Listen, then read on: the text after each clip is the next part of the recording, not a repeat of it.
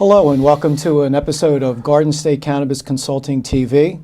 I'm your host, Nick Mellis, and today we have as our guest Mr. Ken Wolski, who's the Executive Director of the Coalition for Medical Marijuana of New Jersey. And just for disclosure's sake, I happen to also be a board member of that organization, but I want to take at least a half an hour. We could do probably more than that in paying tribute to the man who's responsible for getting medical marijuana on the map here in New Jersey, legal and safe for people around the state of New Jersey. And Ken, welcome to the show. Oh, thank you, Nick. You're too kind. You know, it really was a whole effort of a whole coalition to get medical marijuana. Absolutely, it was. It's hard to put it on any one person. Sure. But, you know, you've been the spokesperson for so many years now, and you've been the person that people trust when they hear on television or, you know, on radio and television and in print. Your op-eds have been spectacular. Thank you. You know, really comprehensive and honest about everything. It's not a perfect thing, but we know that it solves a lot of people's dilemmas. It's not a cure for cancer, but at least it helps with the symptoms. You know? Absolutely. Yeah, we're very grateful that marijuana is at least available to many residents, about 15,000 right now of the state of New Jersey. And, you know, we certainly are looking forward to a significant expansion of the program in the near future. Absolutely. What started you on this? You were a registered nurse working for the state of New Jersey in the prison system, and what got your attention regarding this? Thanks, Nick. I mean, I've always been in favor of marijuana reform. Even back in, I think my first letter to the editor goes back to 1967. Some veterans who had just gotten back from Vietnam were shaken down by the police in Cadwalader Park, and I was outraged that they were treated that way after suffering so hard for their country. So I have been an advocate for marijuana reform since the 1960s. But I did become a nurse in 1976, and I've been an RN now for 41 years, and licensed in New Jersey and in Pennsylvania. And during that time, I used to, I recognized that there were medical benefits to marijuana, even back in the early days. As a matter of fact, when I worked at Thomas Jefferson University Hospital in Philadelphia, I did informal polls of my colleagues there, and the nurses were all quite convinced that marijuana was useful for a number of conditions, chronic pain, nausea and vomiting of chemotherapy, and glaucoma were the big ones. So I realized that there were the government was giving false information when they said that there were no accepted medical uses. Right. And I was I guess I was a sophomore or junior in college when the Controlled Substances Act passed in 1970. And I was outraged, along with many other people, that marijuana was classified as a Schedule I drug with no accepted medical uses in the United States. I mean, it was quite clear to anyone who did the history or looked into it that marijuana had a long history of medical uses, not only in this country, but also throughout the world for thousands of years. And that it was part of the United States pharmacopoeia for about 100 years. Right. So, you know, that it was just so wrong to have that happen. And I followed the entire process very closely through the Schaefer Commission report, right, that said that marijuana should be decriminalized for adult use in the United States. In 1972, that report came out. President Nixon buried that study real quick. Right. And that was the study that was supposed to justify marijuana's place as a Schedule I drug, and it did just the opposite. Yes. So they threw it out. And then I followed very closely the efforts by some organizations to petition the federal government to reclassify marijuana just as a Schedule II drug, Nick, just so physicians could prescribe it. And research can happen. Right, and research could happen. And the federal government stonewalled that petition for 14 years before they finally held hearings. And when they finally did hold hearings in 1984, 1986, the decision was given by Judge Young in 1988 that marijuana was the safest therapeutically active substance known to man, and that the Controlled Substances Act permitted and required the transfer of marijuana from a Schedule I to a Schedule II. Wow. And then to have the administrator of the DEA overturn that decision, just an outrage. I mean, those kind of things sensitized me to it, following that whole process and Right. seeing how the avenues to redress grievances by the federal government were being denied to people in this area, and Right. that marijuana was still being prohibited in an arbitrary, capricious, and unreasoning manner, according to Judge Young. And Right. he was absolutely right about that. But my own personal experience, but then, I mean, I was a nurse, I'm working full time, and I really didn't have too much time to devote to this until there was the discovery of the endocannabinoid system, this series of receptors in the human body, and that happened in the early 90s, late 80s, early 90s. And I was very interested in that, and I wanted more information about it. So there was a conference in Amsterdam in 1993 that I went to where this was going to be discussed.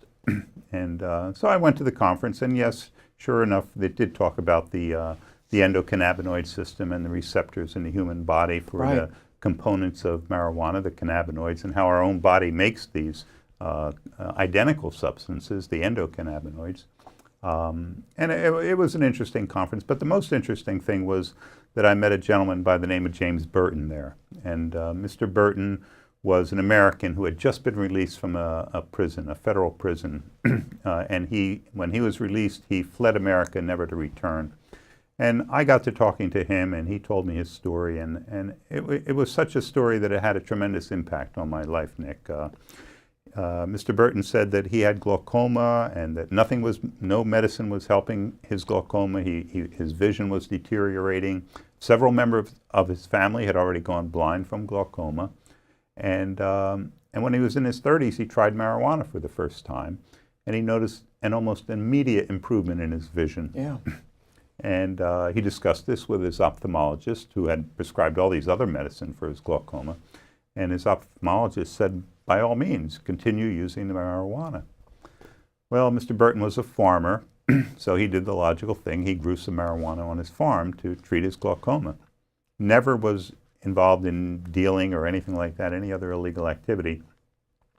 But nevertheless, the federal government found it growing there. They arrested him, they tried him, and they convicted him, despite the fact that his ophthalmologist testified at his trial. Wow. In his support. And they sentenced him to a year in prison, in a federal prison. And part of that time he was in a maximum security prison. Wow. And at the time I was working as a nurse supervisor in New Jersey's only maximum security prison at the time, New Jersey State Prison at Trenton. And I knew the kind of humiliations and degradations that inmates in maximum security prisons underwent every day. That's a really hard time, Nick. And for him to have that happen because he's trying to save his vision, to me, was an outrage. But then when I found out that not only that, the government confiscated Mr. Burton's home and his farm for growing that marijuana. And they took away his livelihood, they took away his home, and they subjected him to a year in prison. And of course his vision deteriorated when he was... Yeah, I was going to say they never treated him. No. Oh, jeez. And to me, I almost didn't believe the guy when he was telling me this story. I mean, it was too outrageous. It was such a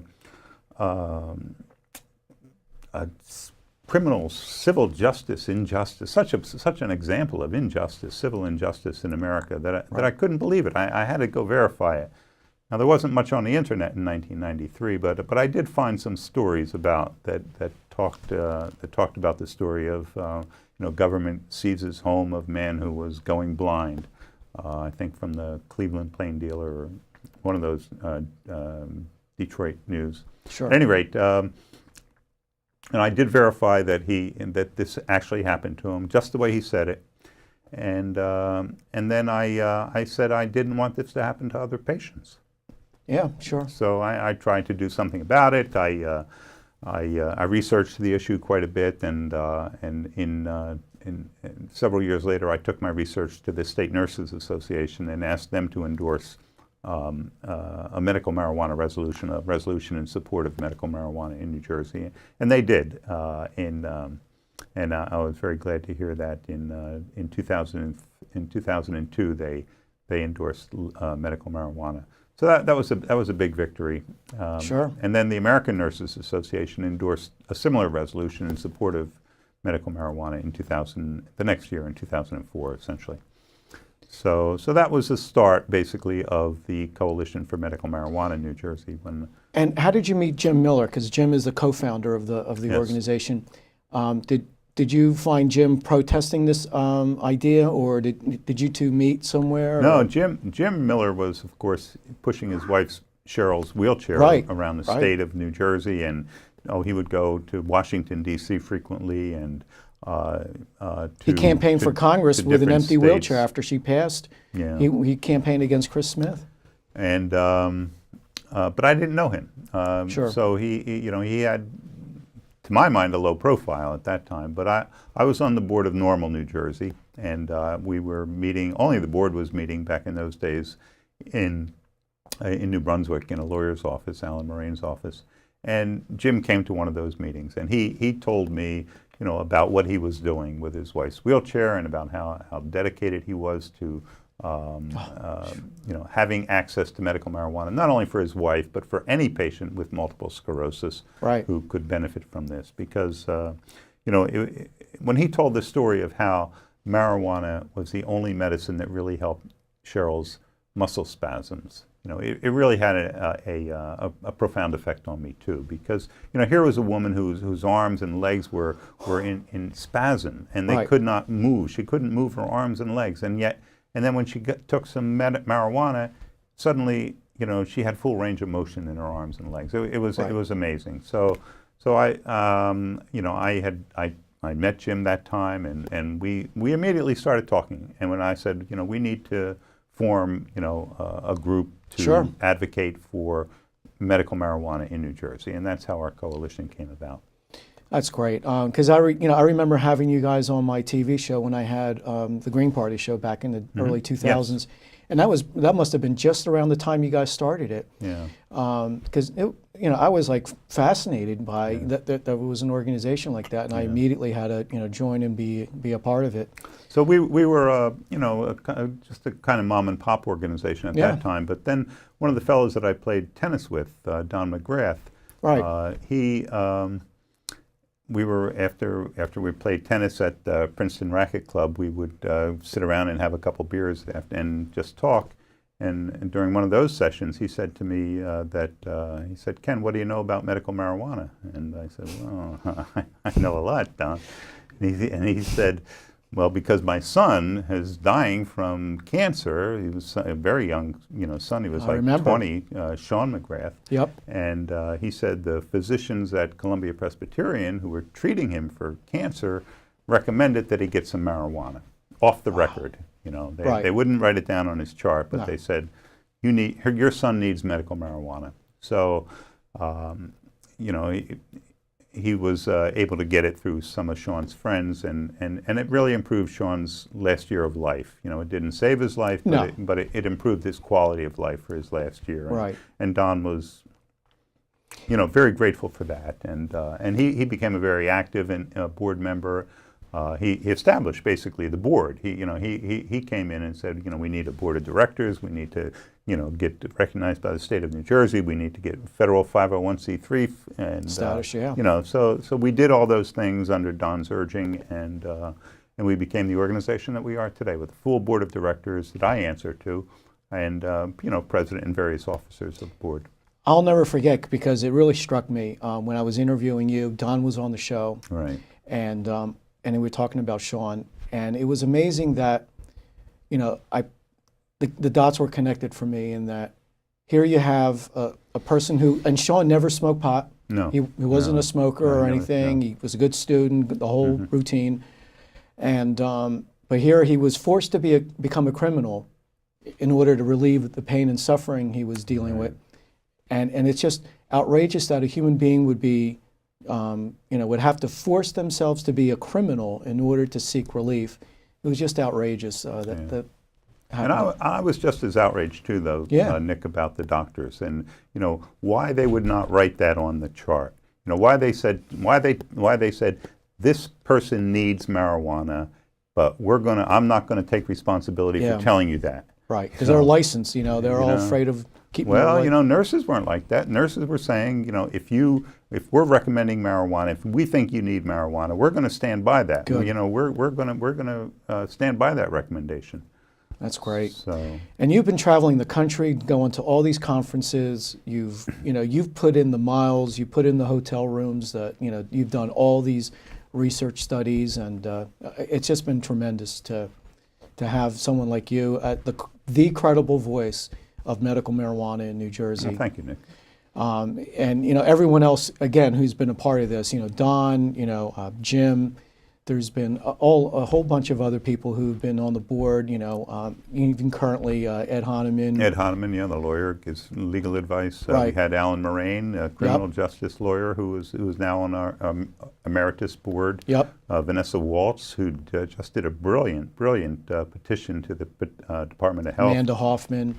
Amanda Hoffman, Joanne Zito. Sure. Right. So it's been a nice, diverse group of people, each coming from either an activist point of view or a or a medical point of view, or both.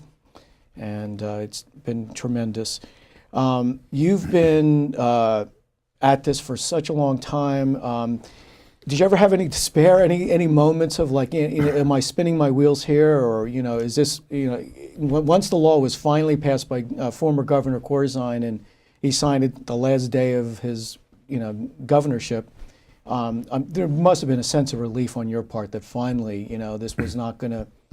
It didn't fall apart, that, thankfully before Christie took office, that, we had this bill passed and signed. There's been a lot of despair in the marijuana reform community. I bet. I mean, especially sure. if you take my history going back to the 60s, Right. When Oregon started was the first state to decriminalize marijuana in the Right. early 70s, and we were making a great deal of progress there, actually, and we thought that I was convinced that marijuana would be legalized by the end of the 1970s. Right. So, but of course that didn't happen. There was the backlash, and Reagan and Nancy Reagan's just say no, Right. and instead it was a ramping up of the war on drugs. Right. And Bill Clinton helped escalate the war Right. on drugs with Yeah. his, locking up everyone. And and there was a Democrat too, and who admitted to using marijuana, Although he didn't inhale. right. Yeah. And he was responsible for more marijuana arrests than all the previous presidents. Right. So yeah, it was definitely a bipartisan, effort to Squelch. wage this war on drugs. And actually, I witnessed it firsthand. I started working for the Department of Corrections in 1984 when there were 9,000 inmates in the state prison system. And when I retired in 2006, there were 27,000 inmates. The state prison population tripled, and it was all because of enhanced enforcement of drug laws and enhanced penalties, like the school zone laws, Three and the strikes you're out nonsense. mandatory minimums, the 3 strikes and you're out. Right. And I saw it, firsthand how it really destroyed communities too. Right. I mean, and then I looked at the statistics. Well, actually, I had a firsthand experience of when I was working I started in a boys' school, and I was working 3 to 11, 11 to 7, and then I became supervisor of nurses, and I worked the day shift. And one day I saw all the boys in the school, 200 boys and about a dozen girls, walk by me from attending some kind of conference, and I said, "Where are all the white kids?" 90% of them were black and Hispanic, 90% of them. And I knew that the juvenile system fed the adult system, so I went and I checked the statistics in the adult system. Sure enough, by the time I retired, 86% of the 27,000 inmates in the New Jersey Department of Corrections were black and Hispanic. So, I had direct experience with this, getting to know these inmates and where they came from, and the kind of crimes they committed and why they committed them. Sure. We were just taking a problem and making it worse with this war on drugs, and it was quite clear to me. So, it was very sad. But of course, I did work to pass the medical marijuana law, and we did our organization formed, as I said, in 2003, and then we went around identifying legislators who would introduce legislation, and we found legislators in 2005, actually 2004, but it wasn't introduced until 2005, and then it spent 5 years in the legislature, and it was a very good bill then, Nick. It allowed for home cultivation, Right. 6 plants, it I allowed remember. for recognition of out-of-state ID cards, recognition of chronic pain as a qualifying Sure. condition. It was a very good bill. But just before it passed into law, it was stripped of some of the best provisions. Chronic pain was taken out, out-of-state ID cards were taken out, home cultivation was taken out. So, it was a bittersweet triumph, to have the bill passed into law Right. with so many restrictions. And when we saw those restrictions, it was, like I say, bittersweet. And then on top of that, Governor Christie came in a few days later and said, I'm not going to, I wouldn't have signed that law, and my Department of Health is going to come out with regulations, 110 pages of regulations, and the regulations were designed to ensure that very poor quality marijuana was available to very few people at a very great expense. So, thinking that, well, after 5 years of work, our work here is done. No. We realized that it's really just getting started. Now, your value and the group's value just became doubled, as soon as Governor Christie took office, because there had to be a force opposing his virulent anti-marijuana cannabis point of view. Right. So luckily, I had worked in state government for 25 years, and Ed Honneman still worked in state government. We were very familiar with the regulatory process. We knew when was the most important time to, attack these regulations, to comment on these regulations, to try to improve the regulations, and we did. We did everything that we could, but we had very, very little to show for it.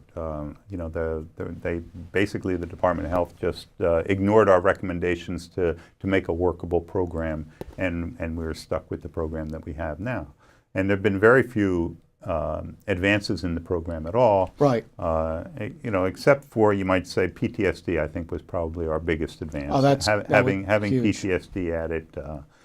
Getting those veterans together to testify and having their such powerful testimony that their testimony during the hearings was more valid than the testimony of the New Jersey Psychiatric Association. And I was so proud of our veterans, for standing up, for doing what they did, and they were the ones who really got the PTSD added as a qualifying condition. But we as an organization, we're committed to having PTSD the first qualifying condition added. Right. And so the program expanded somewhat. I think we're up to about 15,000 patients in the New Jersey medicinal marijuana program right now, and at the end of 2017, as we look forward to Election Day, and after 7 years. And we're not at all pleased with 15,000 people in the program after almost 8 years.